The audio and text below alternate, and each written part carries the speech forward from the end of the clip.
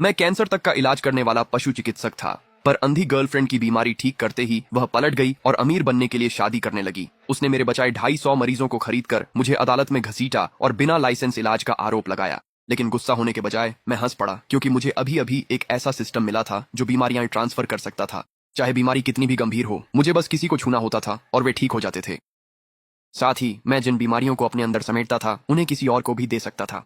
और इसी तरह सिर्फ 1 महीने में मैंने जिन भी मरीजों को छुआ वे सब मौत के मुंह से वापस आ गए। मुझे लगा था कि अब मैं आखिरकार वह चमत्कारी डॉक्टर बन जाऊंगा जिसकी सब तारीफ करते हैं, लेकिन मुझे कभी उम्मीद नहीं थी कि वही लोग मुझे पैसों के लिए बेच देंगे और अदालत में घसीट लाएंगे। अगर भलाई करने से मुझे कुछ नहीं मिलता तो बेहतर है कि मैं हर दर्द उन्हीं को लौटा दूं। अभियोजन पक्ष द्वारा आरोपी चेन जे पर बिना लाइसेंस के चिकित्सा करने और अज्ञात दवाओं का अवैध रूप से उपयोग करने का आरोप है, जिससे गंभीर विकलांगता हुई। साथ ही कई अन्य आरोप जिनमें सार्वजनिक सुरक्षा को खतरे में डालना भी शामिल है। सभी अपराधों की सजा एक साथ सुनाई जाएगी।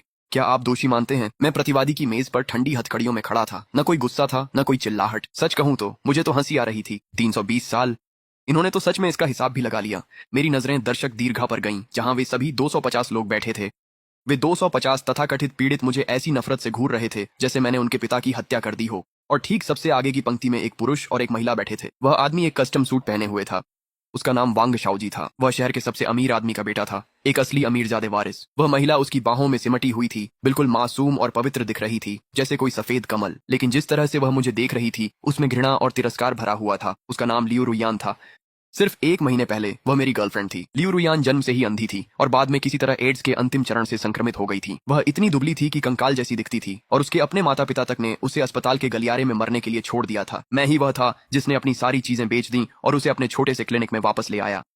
और उसी रात मैंने गलती से बीमारी स्थानांतरण प्रणाली को जागृत कर दिया। जब तक मैं किसी को छूता, मैं किसी भी जीवित चीज से कोई भी बीमारी निकाल सकता था, फिर उसे सिस्टम के क्वारंटीन कक्ष में संग्रहित कर सकता था और उन्हें तुरंत ठीक कर सकता था। और उस कक्ष में मौजूद किसी भी बीमारी को मैं जिसे चाहूं सिर्फ छूकर उसे दे सकता था।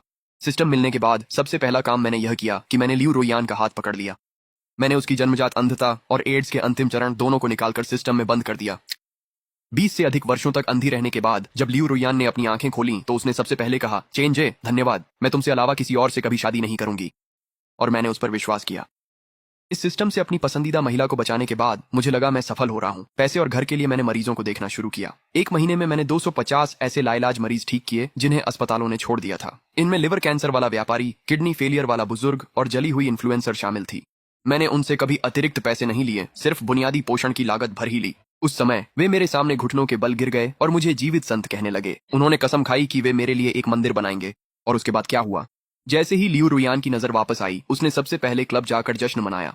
वहीं उसकी मुलाकात वांग शाओजी से हुई, जो एक अमीर वारिस था। उसने एक नजर में ही उसे चाह लिया। उसने उसे 50 मिलियन का चेक थमा दिया। और उसी रात जब मैं अपनी सारी जमा पूंजी से उसे प्रपोज करने वाला था, मैंने दरवाजा खोला और देखा कि वह वांग शाओजी के साथ मेरी टूटी फूटी सी खाट पर बिस्तर में लौट रही थी।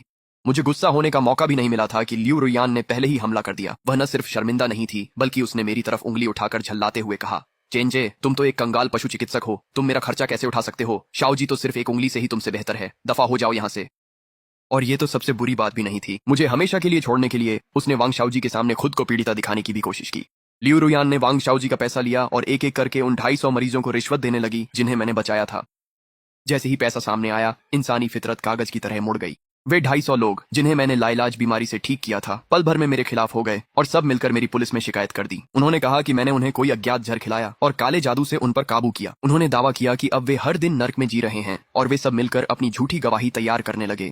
बस इसी तरह उन्होंने मुझ पर एक बड़ा अपराध थोप दिया, अवैध चिकित्सा प्रैक्टिस और 250 लोगों को गंभीर रूप से अपंग करने का आरोप। पुलिस सबूतों के आधार पर चलती है और सच ये था कि मेरे पास मेडिकल लाइसेंस नहीं था, और यह भी सच था कि उनके इलाज के कोई मेडिकल रिकॉर्ड मेरे पास नहीं थे। 250 लोग एक ही कहानी सुना रहे थे। मेरे पास अपनी सफाई में कहने को कुछ नहीं था और मुझे सीधे अदालत में घसीट लिया गया। प्रतिवादी चेंजे, अदालत के सवाल का जवाब दें। जब मैंने बहुत देर तक चुप्पी साधे रखी तो जज ने हथौड़ा बजाया और भी सख्ती से कहा, क्या आप दोषी मानते हैं? मैं होश में आया और सीधे जज की ओर देखा। फिर मैंने हल्की सी मुस्कान दी। माय लॉर्ड, मैं खुद को दोषी मानता हूँ। गैलरी में तुरंत ही तालियों और जयकारों की गूंज उठी। अच्छा हुआ, इस झोला छाप ने आखिरकार मान लिया। इसे मौत की सजा दो। 320 साल की सजा तो बहुत कम है। इसे हर किसी को 10-10 मिलियन का मानसिक क्षतिपूर्ति देना चाहिए। लियू रुयान ने वांग शाओजी के बाहों में लंबी सांस ली। वांग शाओजी बस मुस्कुराया और मुझे अंगुली दिखा दी।